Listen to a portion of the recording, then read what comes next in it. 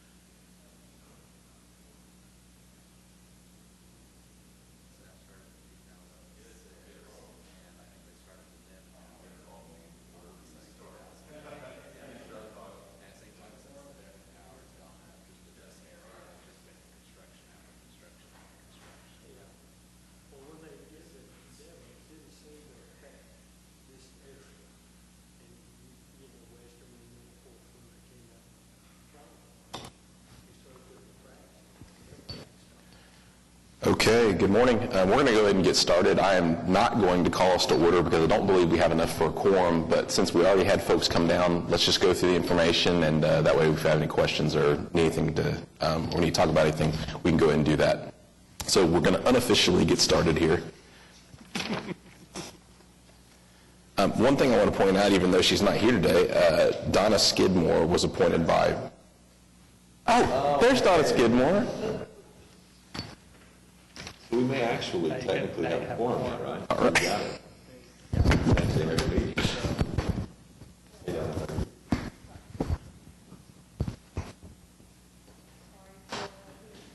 Not a problem. Okay, I'm going to start over again.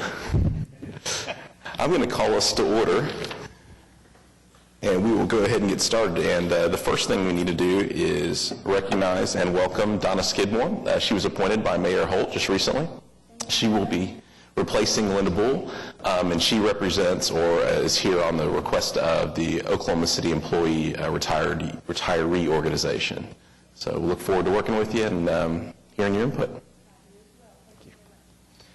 We are going to skip a step today. Typically, we would be approving the minutes, but we do not have minutes from last one. We will reverse and get that caught up next time. So I'm going to go ahead and skip all the way to Section A, the Oklahoma City Group Indemnity Health Plan, and look at some of that reporting with you.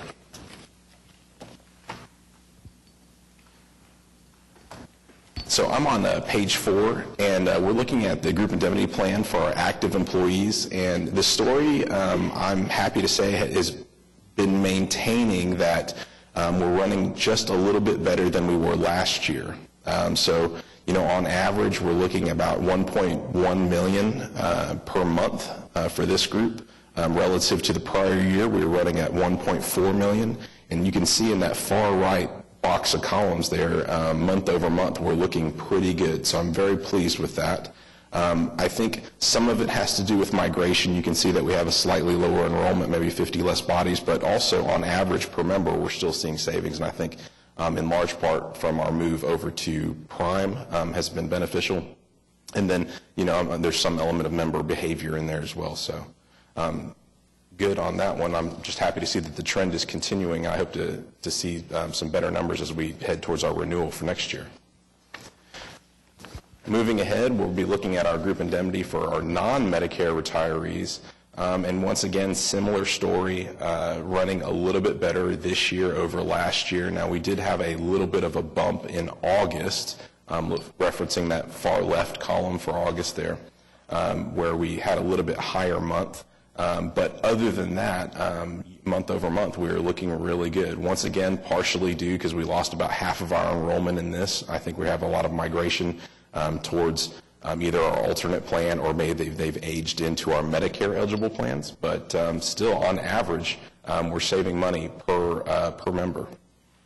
On the alternate plan, the $750 deductible, we're seeing that we're running a little bit hotter than we did last year. This is kind of expected with our growth in membership, and then overall our costs are going up in that plan in general, and I think that's because we're seeing an overall migration. So it's not just more members, but we're having more members who are utilizing the plan at a higher level than we had before.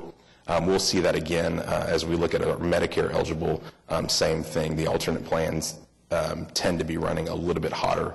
But not overly higher than expected with our growth. Moving to page 6, looking at our Medicare retirees, this has been one of our, tough messaging for our retirees this year, especially in our Medicare, because this particular plan, we've put out renewal rates, and Jason will get into that a little bit more, perhaps, but basically we had, over a 14% renewal increase on this group right here. And so the messaging has been, we understand, we sympathize, but our drug utilization from the prior year was just so high. And we can see that just looking over on the 2017 column for our prescription claims. On average, we were running $1 million a month. So, big numbers being thrown around. I'm very encouraged to see, though, as we look at 2018, even up through August, we're running almost half that in our prescription claims.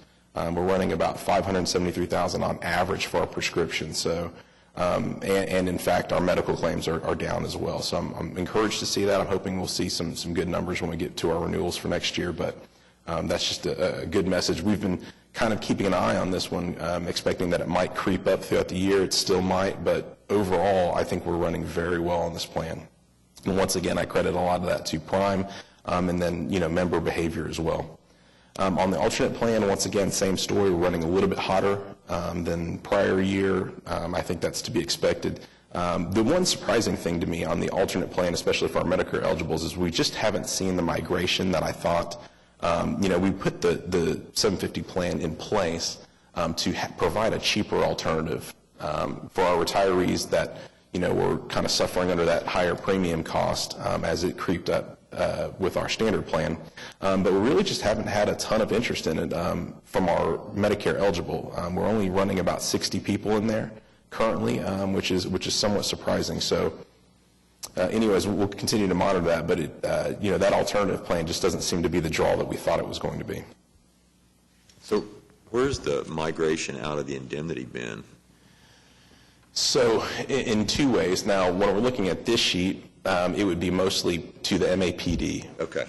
And then from the other sheet, it's going to be aging out into a Medicare plan. So our pre-65 retirees would be aging into either one of these plans or the MAPD. But in large part, it's MAPD. Medicare eligible, where we have a decline in the indemnity plan, the standard indemnity plan in the average number of participants. Right.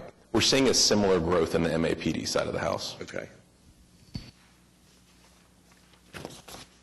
Okay, and then moving on to page 8, we'll be looking at our active HMO. Once again, this is not particularly interesting because it's premium-based, so we kind of have an expectation of what we'd be spending here. Although, Larry, from last meeting, we talked about including some additional reporting from HMO, and we have. So just moving to that next page, page 9.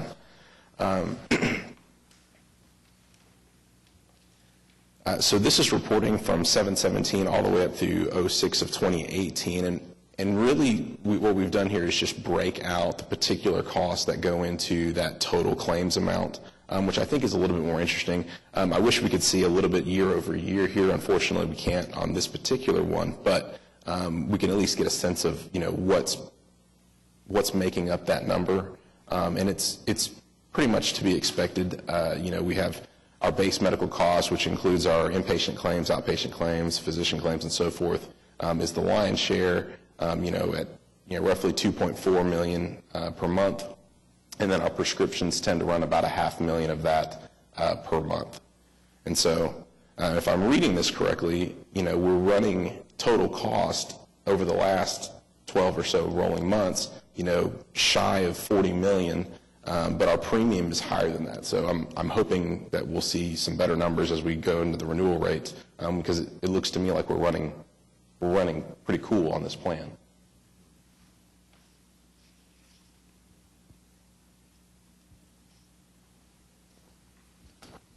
And then moving on, we have the early retirees. Once again, this is our in-house chart, which is to be expected with renewal rates and premiums that we have set there.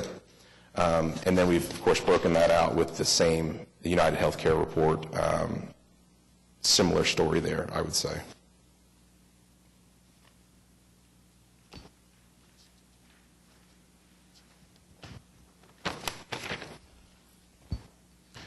And then on page 12, we'd be looking at our Medicare Advantage plan.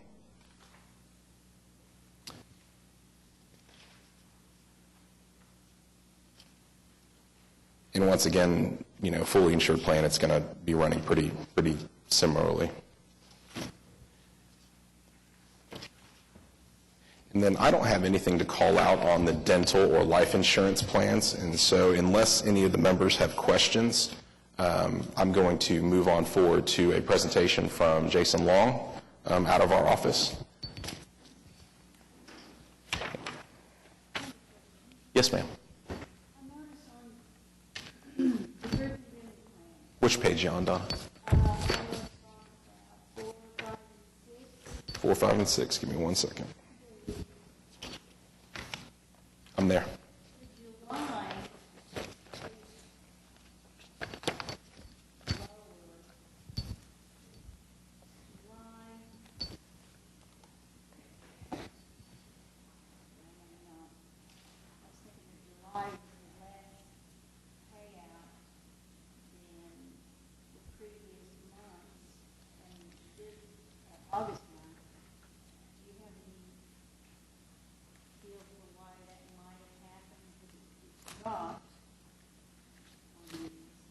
Okay. Are you talking about July compared to August? Yes, like alternate plan, page 5. Oh, page 5. Okay. In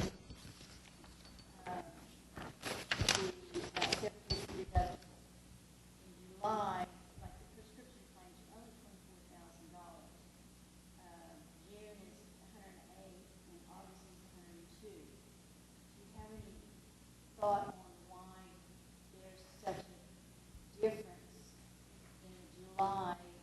Maybe that all of the information wasn't available, or? I don't recall any billing issues that we had as far as, because we run these plans on a weekly basis, so even if we have some type of hiccup, typically we get caught up within a week. So typically we wouldn't have a month where we had a problem and we hadn't got the billing in or anything like that. No, I don't have an explanation other than to say it was just a particularly good month, and I agree with you. It's definitely an outlier. Yeah, and usually, historically, people have the same prescriptions every month unless they add to it. And also on page 5, the alternate plan is there with 50 deductible. It's half almost of what the months on either side are. Yeah, absolutely. We can go back and just kind of look at the billing to see if there's anything weird there. But we stayed on track, so we didn't have any carryovers or anything like that where we would have saw that number as part of, for example, August or something like that. So I don't think that's the case, but yeah, it'd be worth looking into. Absolutely.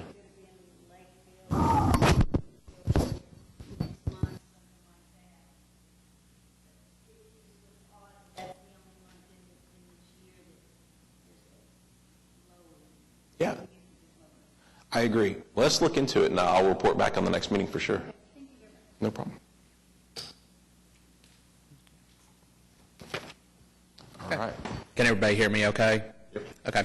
My name's Jason Long. I'm the benefits specialist for the Employee Benefits Division, and I'm going to go over some information regarding our upcoming open enrollment, along with some changes that are going to be implemented for 2019, and then kind of discuss some of the rates for 2019 as well. As far as our open enrollment period, our open enrollment begins on October 15th of this year. That'll be when our self-service will be available to our active employees as well as our retirees to go online and make any changes that they want to their benefit packages for 2019. That period will end on October 31st. Now, we will also have on-site enrollment, and that will be the week of October 22nd through 26th, and that will be at the Civic Center in the Hall of Mirrors. Again, changes can be submitted one of 3 different ways. They can be submitted online, in person, or by completing and submitting the enrollment form provided in the 2019 Guide to Benefits. In addition to that, I would also like to state that as far as our enrollment packets, they are out in the mail. I know for our active employees, they have started arriving as of yesterday in the mail. I can confirm that firsthand. I would expect retiree packets to be arriving at retiree homes beginning probably any time now in the next couple of days. Jason, I just wanted to ask, or maybe put out, on the October 15th date that we're having self-enrollment open up, as you're talking with your folks, you might let them know that we do have a pay plan adjustment that is flowing through the system at that same time. And so there's some expectation that October 15th might not be open. We will put more information out on the intranet, but it's just if you have any members, for example, that do go online, October 16th would probably be a safer day to get started with that. But we'll put more information out as that develops. And if that pay plan implementation does get pushed back or anything like that, we may initially have it open online, but for a period of time while that implementation is being pushed through, for a short period of time, online enrollment may be unavailable until we can reprocess and open up back the open enrollment events. Again, it'll just take some coordination between our HRIS division and employee benefits as that process is going through. Okay. So as far as the enrollment timeline, again, I just touched on enrollment packets are in the mail. As soon as open enrollment is closed on October 31st, we will begin the process of generating confirmation statements, and those should probably be out in the mail around the end of the first week of November.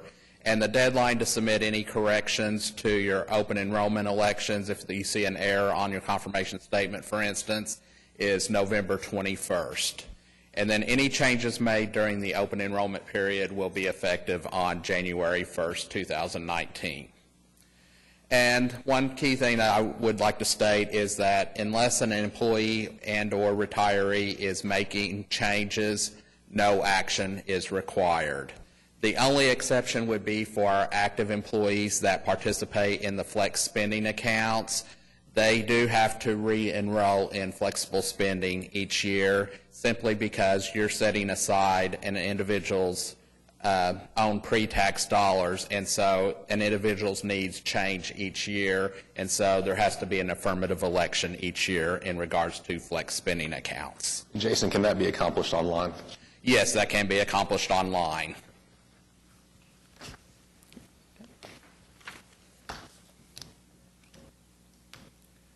So as far as the changes for 2019, on the active side, we do have a new employee assistance program provider.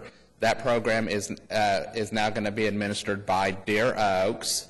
And some of the main changes with Deer Oaks is their model has 8 counseling sessions per incident, as opposed to our current model, which only offers 6 counseling sessions per incident. The other big change is that Deer Oaks has some more robust and enhanced online and mobile access. So especially with our younger employees that are more into using their smartphones and may be more comfortable utilizing their phone or utilizing online chat, there's resources in the Deer Oaks platform to allow them to use their mobile devices to access their employee assistance needs. Yeah, one of the things that we learned about Deer Oaks going through our RFP process that I wanted to call out, and I know it's not long-term, but Deer Oaks does offer our retirees, as they transition from active to retired, 6 months of access to the EAP, so if they needed to do counseling or anything like that. And the other thing I'd point out is surviving spouses, things of that nature, where we had, death of the employee, for example, the surviving spouse would still qualify for that benefit for a certain period of time. And so, I just want to put that information out there. I think it's one of our lesser known benefits that we offer our employees and for a limited period our retirees. Okay. And then the other big change that we have in regards is our life insurance, our group life. We are increasing the employer paid benefit from $10,000 to $15,000 beginning January 1st. In addition, we're offering some additional accidental death and dismemberment tiers that employees can purchase. Previously, we just had one tier of $5,000. We're going to offer a $10,000, a $15,000, and $20,000 tier for 2019. And then we're also trying to expand our life insurance options as well. So through American Fidelity, we have a new product that will be available to our active employees called Texas Life. It's also branded as Permanent Life, and that will be available to our employees to enroll in for 2019. For our employees that are interested in the new Texas Life or Permanent Life policy, they will need to come on site and meet with a representative at open enrollment in order to enroll in those policies. Just because we have the finance director up here, I put an asterisk on the reason that we were able to increase the benefits paid per employee by the employer, our group life benefit, was we had favorable responses on our RFP this year. So we actually had better rates going into next year that we were able to turn into a little bit better employee benefit for no additional cost. Yes, ma'am. We did look at the retiree side of the house. Unfortunately, my thought process on that, and I'd like to hear your input, is that because it's not subsidized, any type of increase that we offer on the retiree side of the house is an increased premium to them. So If we were to, the thought was, well, maybe we move in lockstep and maybe we increase that benefit, because I do think it's a good benefit for our retirees. The thought was, well, yeah, but now they're going to automatically go up in premium price. So that was kind of the struggle there. Yes, ma'am. And then as far as the retiree side, as far as plan design or plan offerings, there hasn't been any significant changes for 2019. The couple of things that I do want to call to your attention is the cost share for medical will increase to 50% for 2019. And that is the last year of the increase that was implemented back in 2009 from the cost share being previously 30% up to 50% in 2% increments. And so, unless there's future change made to the cost share, hopefully that will help stabilize some of the premium increases that we've seen over the past 10 years, because as with retirees, with the premium increases each year, you've always had to factor in that additional 2% cost share whenever that increase goes into effect. So basically, it went from 48% to 50%. That is correct. And then the other change that I want to bring to everyone's attention is regarding our Medicare Advantage plan. The ACA insurer fee that United Healthcare charged on the plan for 2018 has been discontinued, so that charge is no longer being passed to the plan, and that's resulting in a premium decrease for that plan. So as far as rates,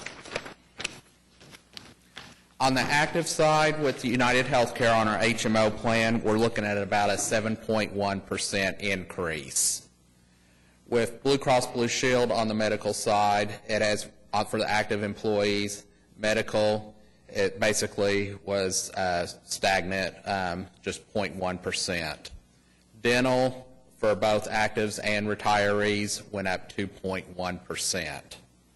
As far as retirees under 65, UHC went up 7.1% as well, and that's for our HMO product.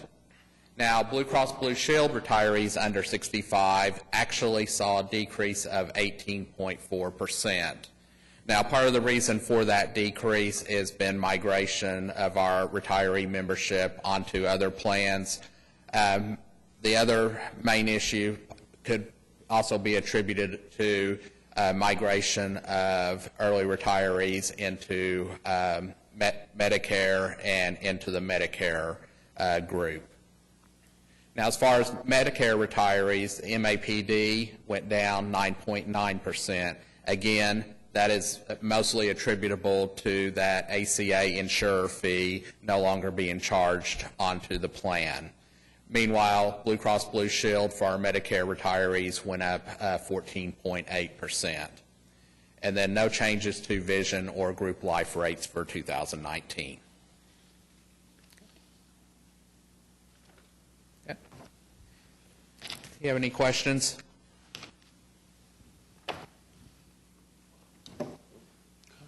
Okay. Thank you very much. Thank you, Jason. Any questions, comments, issues from the committee? All right, I entertain a motion to adjourn. Second. All right, so moved. All in favor? Aye. All right, we are adjourned.